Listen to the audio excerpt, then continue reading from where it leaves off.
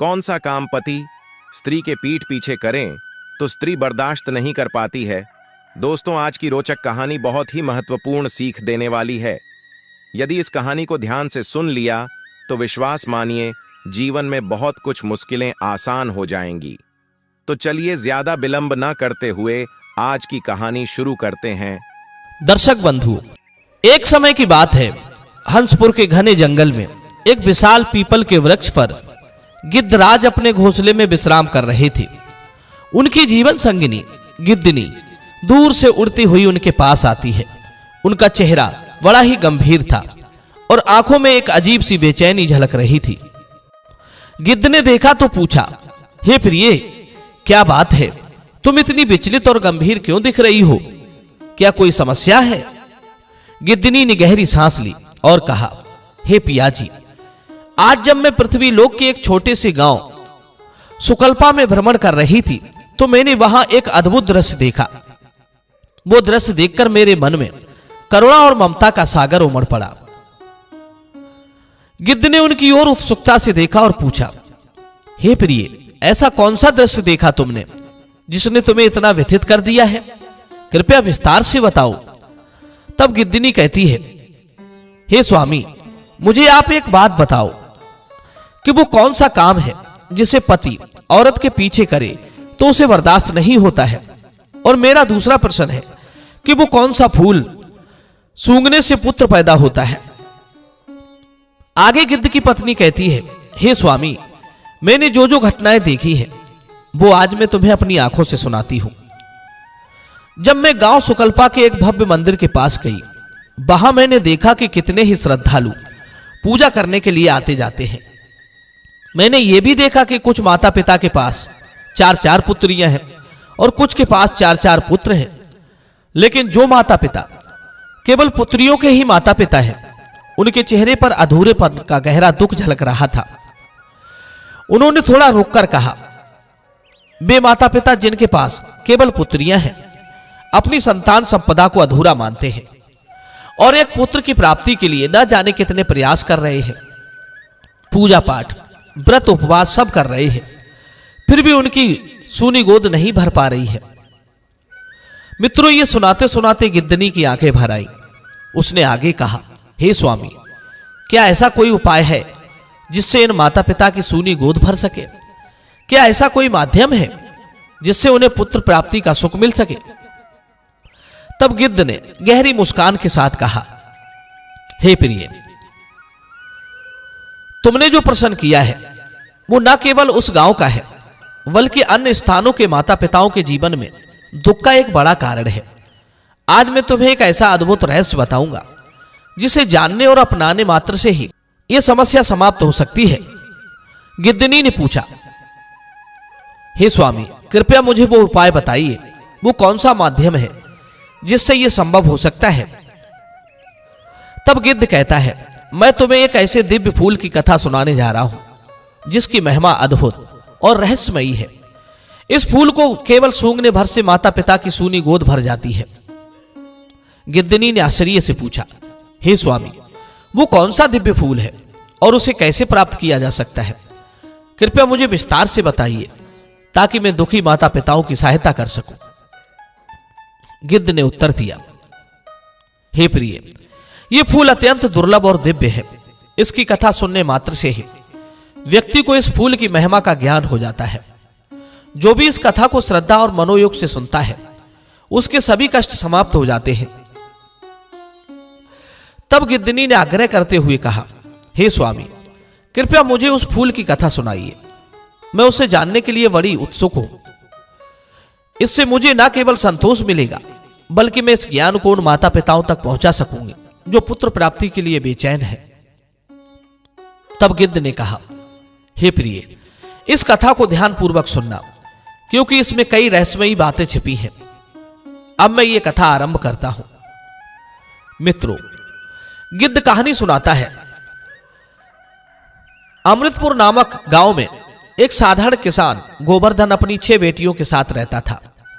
गोवर्धन की 5 बेटियों का विवाह हो चुका था, लेकिन उसकी छठी बेटी सुमति अभी तक अविवाहित थी। गोवर्धन का जीवन चिंता से भरा हुआ था। उसकी 5 बेटियों के यहां केवल कन्याओं का जन्म हुआ था, किसी को भी पुत्र की प्राप्ति नहीं हुई थी। वह सोचता था, मुझे स्वयं भी कभी पुत्र नहीं मिला और अब मेरी बेटियों को भी नहीं मिला। यदि मेरी छठी बेटी सुमति के यहां भी पुत्र ना हुआ तो लोग क्या कहेंगे? समाज में मुझे और मेरे परिवार को अपमान सहना पड़ेगा।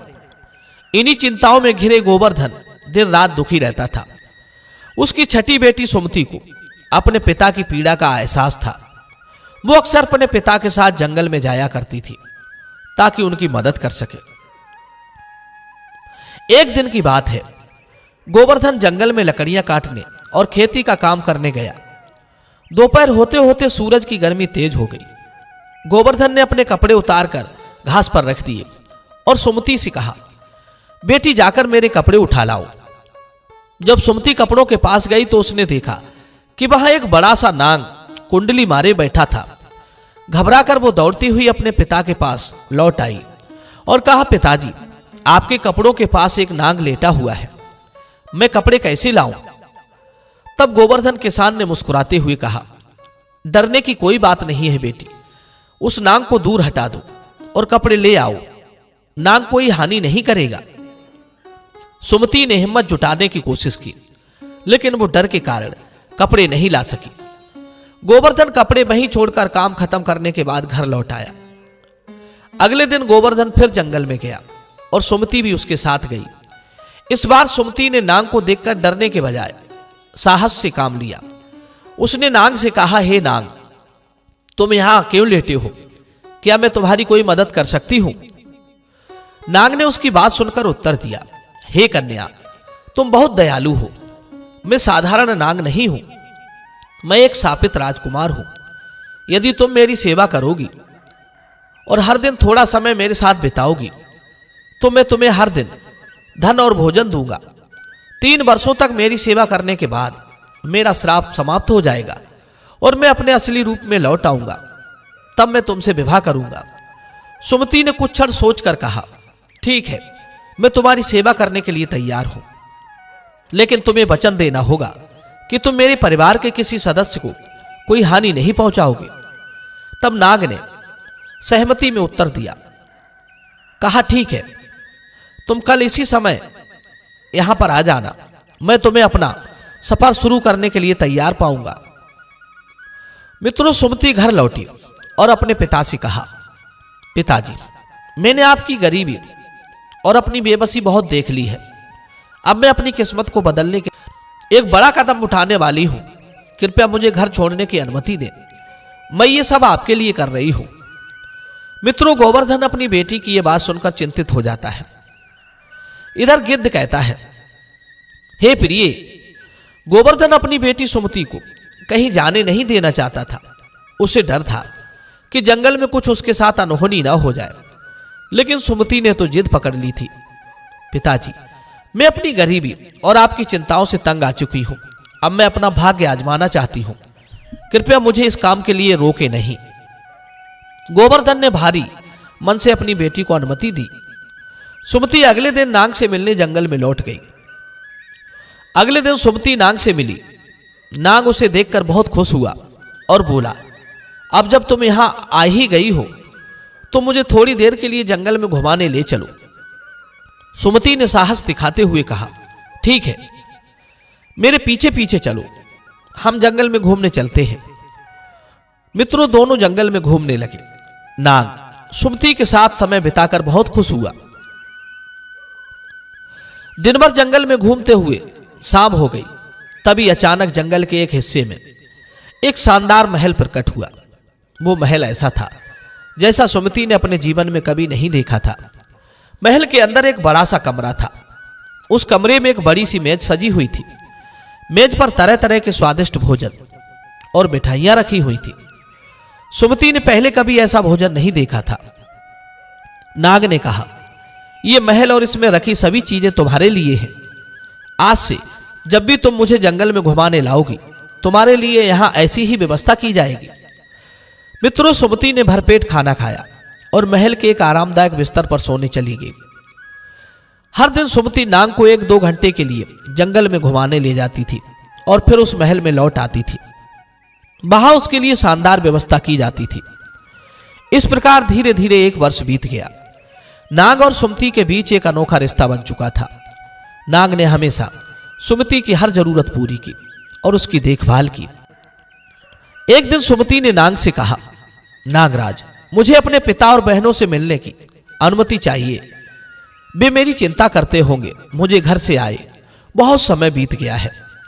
तब नाग ने मुस्कुराकर कहा, तुम्हारा ये अनुरोध मैं स्वीकार करता हूं, लेकिन ध्यान रखना तुम कल वापस लौट आना। सुमति ने सहमति जताई। नाग ने उसे ढेर सारा सोना और कीमती आभूषण दिए ताकि वो उन्हें अपने परिवार को दे सके। जब सुमति खजाने के साथ अपने पिता गोवर्धन और अपनी बहनों के पास पहुंची तो देखकर सभी चकित रह गए। गोवर्धन और उसकी बेटियों ने पूछा, बेटी, ये सारा सोना और आभूषण तुम कहां से लाई हो? इसका असली मालिक कौन है? सुमति ने नाग से किए वादे के कारण कुछ भी नहीं बताया। उसने केवल इतना कहा, मुझे इसके बारे में कुछ भी बताने की अनुमति नहीं है। लेकिन उसके पिता और बहनों को उसकी यह बात बिल्कुल पसंद नहीं आई। उन्होंने सुमति को समझाने और सच्चाई बताने के लिए दबाव बनाया। जब उसने कुछ नहीं बताया तो उन्होंने उसे मारने पीटने तक की कोशिश की। मित्रों, दुखी होकर सुमति अगले दिन जंगल में लौट गई। वहां नाग उसका इंतजार कर रहा था। उसने सुमति से कहा, तुमने मेरे आदेश का पालन किया और कुछ नहीं बताया। ये तुम्हारी ईमानदारी को दिखाता है। चलो, अब मुझे घुमाने ले चलो। सुमति ने हमेशा की तरह नाग को जंगल में घुमाया। हर दिन की तरह दोनों ने समय बिताया और फिर महल में लौट आए। इस प्रकार से 1 साल बीत गई। दूसरा साल भी समाप्त हो गया। धीरे धीरे समय बीतता गया। दूसरे वर्ष के अंत में सुमति ने एक बार फिर नाग से अपने पिता और बहनों से मिलने की अनुमति मांगी। नाग ने कहा, यदि तुम्हें अपने पिता और बहनों से मिलने की इच्छा है तो जाओ, लेकिन ध्यान रखना मेरे बारे में तुम किसी से कोई चर्चा मत करना और कल समय पर लौट आना। सुमति ने वादा किया और अपने पिता और बहनों के लिए कीमती आभूषण, सोना और उपहार लेकर गांव लौट गई। तीसरे वर्ष के अंत में सुमति ने फिर से अपने परिवार से मिलने की इच्छा व्यक्त की। इस बार नाग ने उसे समझाते हुए कहा, सुमति, यह हमारी अंतिम विदाई भी हो सकती है। ध्यान रखना तुम इस बार जल्दी लौट आना। कल तक मुझे इंतजार मत करवाना। सुमति ने वादा किया और कहा, नागराज, मैं समय पर लौट आऊंगी, आप चिंता ना करें। वो अपने पिता गोवर्धन और बहनों से मिलने के लिए गांव लौट गई। गांव पहुंचने पर गोवर्धन और उसकी बेटियां फिर से ये जानने के लिए बड़ी उत्सुक हुई कि सुमति को यह धन दौलत कहां से मिल रही है। गोवर्धन ने उससे पूछा, बेटी, ये सब सोना, चांदी और कीमती वस्तुएं तुम कहां से लाती हो? इसका असली मालिक कौन है? कौन देता है तुम्हें? सुमति ने पहले की तरह कुछ भी बताने से इनकार कर दिया, क्योंकि उसने नाग से वादा किया था। लेकिन इस बार गोवर्धन और उसकी 5 बेटियां बहुत नाराज हो गई। उन्होंने सुमति को सच उगलवाने के लिए उसे घर से बाहर जाने से रोकने की कोशिश की। जब सुमति ने फिर भी कुछ नहीं बताया तो उन्होंने उसे बुरी तरह डांटा और रोकने की हर संभव कोशिश की। सुमति ने किसी तरह खुद को उनसे छुड़ाया और जल्दी से जंगल की ओर भागी। वो सोच रही थी कि उसे नाग के पास शीघ्र लौट जाना चाहिए, लेकिन जब वो जंगल में पहुंची तो वहां कुछ भी नहीं मिला। महल गायब हो चुका था और नाग भी वहां नहीं था। सुमति ने चारों ओर देखा, लेकिन हर जगह सन्नाटा पसरा हुआ था। सुमति की आंखें भर आईं। वो समझ गई कि 3 वर्ष पूरे हो चुके हैं और नाग का श्राप समाप्त हो चुका है। अब वो अपने असली रूप में लौटकर एक राजकुमार बन चुका होगा और अपने राज्य वापस चला गया होगा। सुमति बहुत परेशान हो गई। वो सोचने लगी, यदि मेरे पिता और बहनों ने मुझे रोकने की कोशिश ना की होती तो शायद मैं समय पर लौट आती। मैंने नागराज को खो दिया है, अब मुझे उन्हें ढूंढना ही होगा। सुमति ने अपने जीवन में पहली बार इतना बड़ा संकल्प लिया। उसने निश्चय किया कि वो उस नाग को ढूंढेगी, चाहे उसके लिए कितनी भी मुश्किलों का सामना क्यों ना करना पड़े। खोजते खोजते वो एक घने जंगल में पहुंच गई। वहां उसे एक छोटी सी झोपड़ी दिखाई दी। झोपड़ी के अंदर एक बूढ़ी सी महिला रहती थी। सुमति ने झोपड़ी के अंदर जाकर उस महिला से कहा, मां, मैं बहुत थकी हुई हूं, क्या मैं रात भर आपके यहां ठहर सकती हूं? मैं आपको अपनी सारी कहानी बताना चाहती हूं। बूढ़ी महिला ने दया बस उसका स्वागत किया और कहा, बेटी, तुम यहां सुरक्षित हो, पहले आराम करो और फिर मुझे अपनी कहानी बताओ। सुमति ने उसे नाग और अपनी यात्रा की पूरी कहानी सुनाई। बूढ़ी महिला ने उसकी व्यथा को ध्यान से सुना और कहा, तुमने बहुत सहन किया है, मैं तुम्हारी मदद करूंगी बेटी। ये लो, मैं तुम्हें ये 3 सेब दे रही हूं। बूढ़ी महिला ने सुमति को 3 सेब दिए और समझाया, पहले सेब में एक सोने की तकली है, दूसरे सेब में सोने का एक सुंदर सूत है और तीसरे में एक सुनहरा चरखा है। इनका उपयोग समझदारी से करना। ये तीनों चीजें तुम्हें उस राजकुमार तक पहुंचने में मदद करेंगी जो तुम्हारा नागराज है। सुमति ने उन सेबों को संभाल कर रख लिया और बूढ़ी महिला को धन्यवाद दिया। उसके बाद वो आगे के लिए बढ़ चली। कई दिनों तक जंगलों और पहाड़ियों में सफर करने के बाद सुमति एक विशाल कांच के पहाड़ तक पहुंची। वो समझ नहीं पा रही थी कि उस चिकने और फिसलन भरे पहाड़ को कैसे पार करेगी। कई बार वो चढ़ने की कोशिश करती थी, लेकिन बार बार नीचे गिर जाती थी। थकावट और निराशा उसके चेहरे पर साफ झलक रही थी। उसी समय उसे पास ही एक लोहार की दुकान दिखाई दी। उसने लोहार से मदद मांगी। लोहार ने कहा, यदि तुम चाहती हो कि तुम इस पहाड़ पर चढ़ सको तो मैं तुम्हारे हाथों और घुटनों में घोड़ों की नाल लगा सकता हूं, इसमें तुम फिसलोगी नहीं। सुमति ने उसकी बात मान ली। लोहार ने उसके हाथों और घुटनों में नाल लगा दी। उसके बाद उसने उस पहाड़ को पार कर लिया। गिद्ध कहता है, हे प्रिय, बड़े ध्यान से सुनना। कांच के पहाड़ को पार करने के बाद सुमति को एक विशाल नगर दिखाई दिया। यह वही नगर था जहां नागराज अब एक श्राप मुक्त होकर राजकुमार बनकर अपनी नई रानी के साथ जीवन यापन कर रहा था। राजा ने अपनी नई पत्नी के साथ सुखपूर्वक जीवन जीना शुरू कर दिया था। हालांकि राजा और उसकी रानी के पास कोई संतान नहीं थी। रानी चिंतित थी और अपनी संपत्ति अपने मायके वालों को देने की योजना बना रही थी। सुमति ने नगर में प्रवेश किया। उसने रानी से मिलने की योजना बनाई और एक दाई का भेष धारण किया। महल में पहुंचकर उसने रानी से कहा, मैं एक कुशल सूत काटने वाली हूं, क्या मुझे महल में काम मिल सकता है? रानी ने सोचा कि यह महिला उनके काम आ सकती है और उसे महल में काम करने की अनुमति दे दी। मित्रों, सुमति ने अपने पहले सेब से सोने की तकली निकाली और काम शुरू कर दिया। जब रानी ने सोने की तकली देखी तो वो उसकी सुंदरता और मूल्य देखकर चकित रह गई। रानी ने कहा, यह तकली बहुत अनमोल है, क्या तुम इसे मुझे दोगी? सुमति ने शांतिपूर्वक उत्तर दिया, यह बिकाऊ नहीं है, लेकिन अगर आप मुझे एक रात के लिए राजा के साथ बिताने की अनुमति दें तो मैं ये तकली आपको दे दूंगी। रानी ने यह शर्त मान ली। उसने राजा को नींद की दवाई दी ताकि वो गहरी नींद में सो जाए और सुमति को राजा के शयन कक्ष में भेज दिया। सुमति राजा के पास बैठ गई और अपनी दुख भरी व्यथा सुनाने लगी। उसने कहा, मैं वही सुमति हूं जिसने 3 वर्षों तक नागराज के रूप में आपकी सेवा की थी।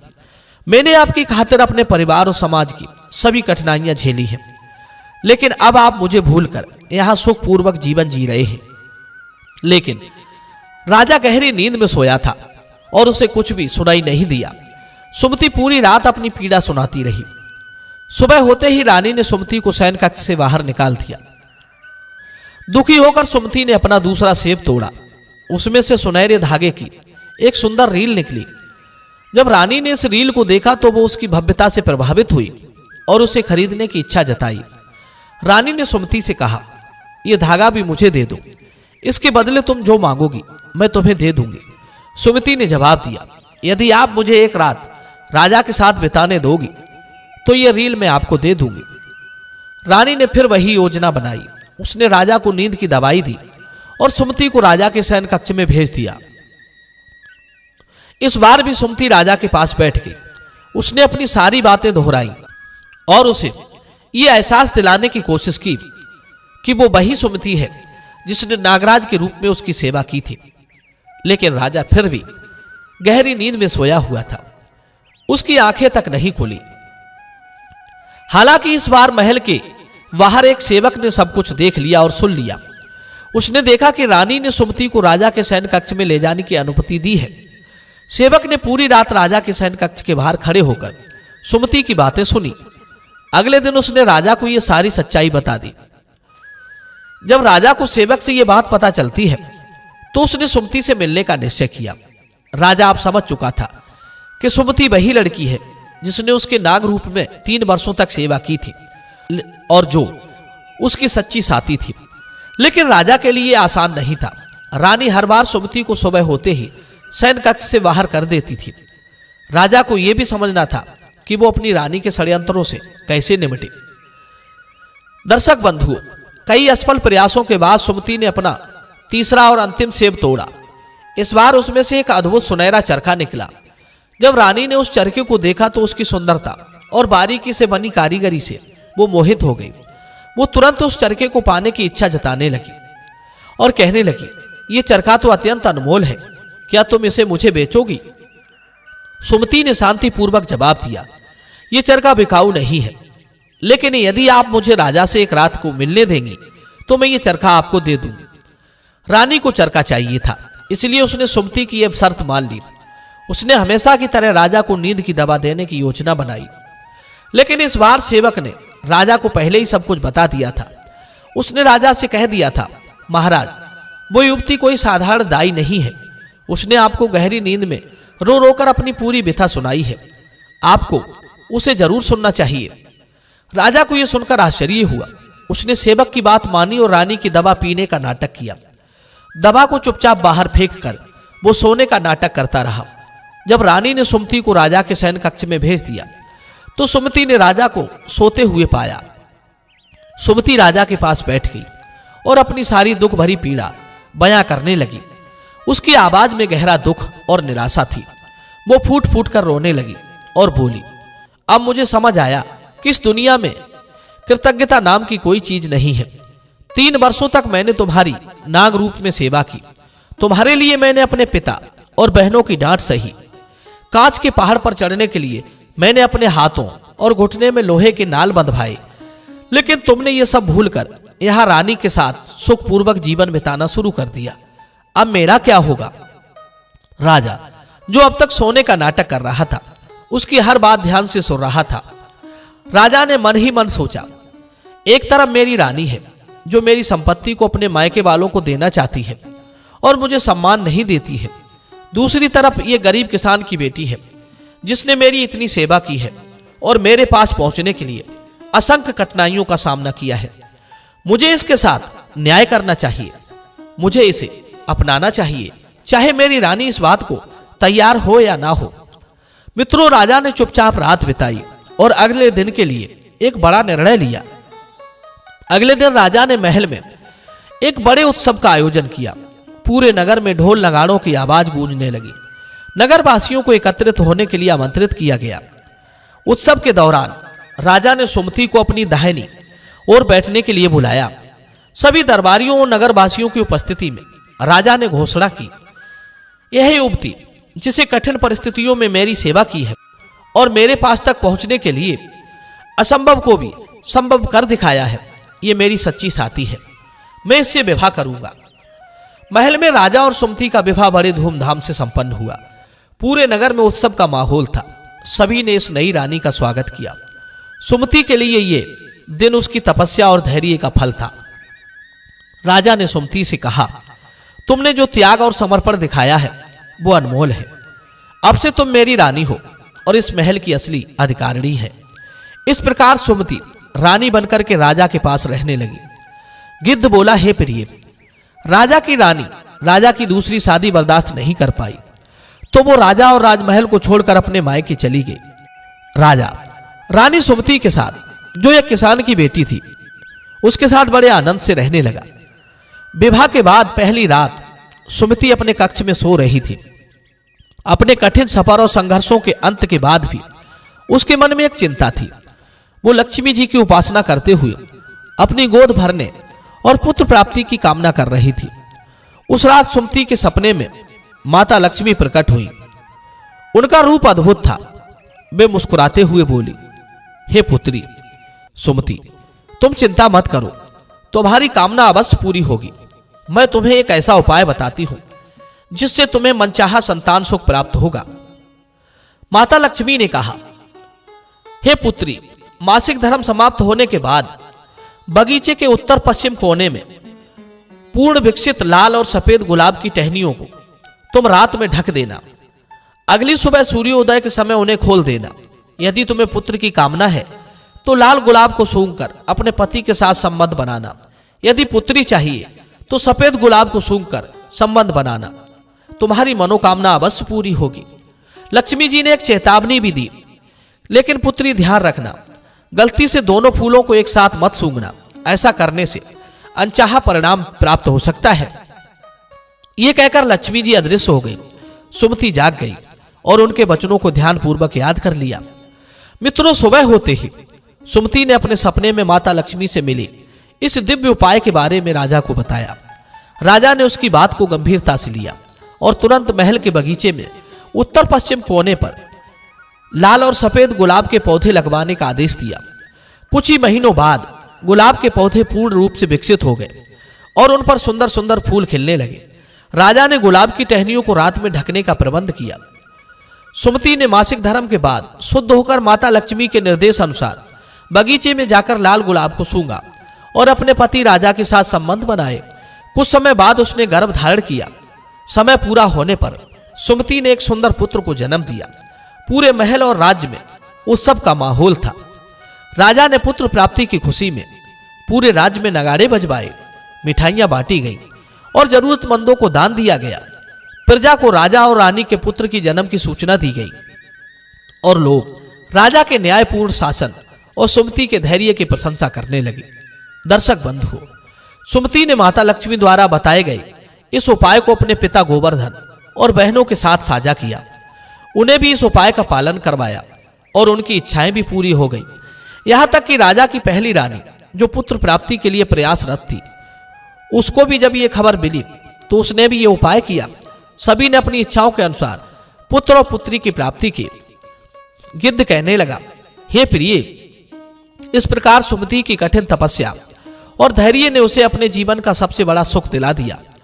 माता लक्ष्मी के आशीर्वाद और सुमति के समर्पण के कारण पूरे राज्य में सुख शांति और खुशहाली का वातावरण बन गया। राजा और रानी, प्रजा सभी बड़े आनंदित थे। मित्रों, ये कथा सिखाती है कि धैर्य, सत्य और विश्वास हमेशा सुखदायी परिणाम देता है। कठिनाइयां चाहे जितनी आए, भगवान में और धर्म में आस्था रखने वालों को सफलता मिल ही जाती है। गिद्ध बोला, हे प्रिय, अब मैं तुम्हें बताता हूं कि एक विवाहित स्त्री का कौन सा काम उसका पति पीछे से करे तो बर्दाश्त नहीं कर पाती है। दर्शक बंधुओं, हर शादीशुदा रिश्ते की बुनियाद विश्वास, प्रेम और आपसी सम्मान पर टिकी होती है। पति पत्नी का रिश्ता ऐसा होता है जहां दोनों एक दूसरे के प्रति पूरी तरह समर्पित होते हैं। लेकिन जब इस रिश्ते में किसी तीसरे व्यक्ति की छाया पड़ती है तो विश्वास की यह दीवार दरकने लगती है। विशेष रूप से जब कोई पति अपनी पत्नी के पीछे छुपकर किसी अन्य स्त्री से बातचीत करता है या उसके प्रति प्रेम प्रकट करता है तो यह किसी भी शादीशुदा स्त्री के लिए असहनीय होता है। ये न केवल रिश्ते में दरार डालता है बल्कि पत्नी के आत्मसम्मान, भावनाओं और सुरक्षा की भावना को भी ठेस पहुंचाता है।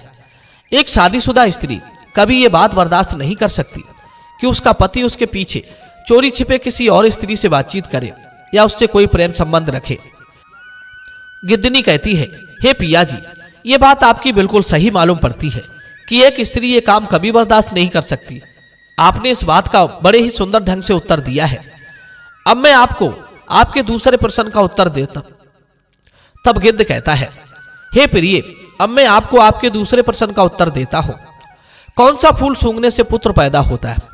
तो देखिए, वैसे तो हमारे धर्म ग्रंथों में बताया गया है कि फूलों में भी बड़ी सिद्धि और शक्तियां होती हैं जो मन चीता काम बना देते हैं। कहते हैं, पारिजात का फूल, इसे इच्छा पूर्ति और संतान सुख का प्रतीक माना गया है।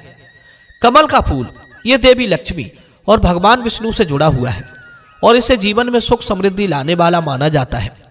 कई लोक कथाओं में वर्णन है कि कुछ विशेष फूलों को सूंघने या उनका उपयोग करने से संतान की प्राप्ति होती है। यह मान्यता अधिकतर नाम मात्र की है, जिसमें फूलों को सकारात्मक ऊर्जा और आशीर्वाद का माध्यम बताया गया है। उदाहरण के लिए, एक कथा में माता लक्ष्मी एक महिला को लाल और सफेद गुलाब के फूलों का उपाय देती है। लाल गुलाब को सूंघने से पुत्र की प्राप्ति होती है, जबकि सफेद गुलाब को सूंघने से पुत्री की प्राप्ति होती है। वैज्ञानिक दृष्टिकोण क्या कहता है?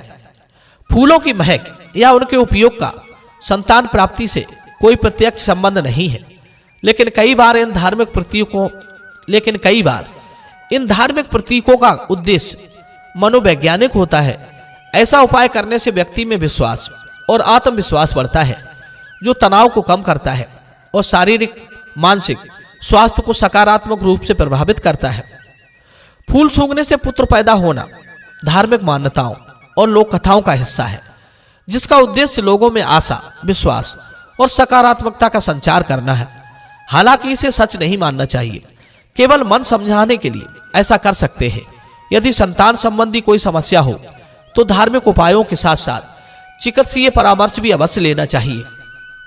गिद्ध की पत्नी बोली, पिया जी, आपने मेरे दोनों प्रश्नों के उत्तर बहुत ही सुंदर ढंग से दिए हैं, मैं इन्हें हमेशा याद रखूंगी। दर्शक बंधुओं, आपको हमारी ये कहानी कैसी लगी कमेंट सेक्शन में जरूर बताना। तो चलिए मिलते हैं आपसे अगली वीडियो में एक और नई ज्ञान चर्चा के साथ। आप सभी का बहुत बहुत धन्यवाद। जय श्री कृष्णा।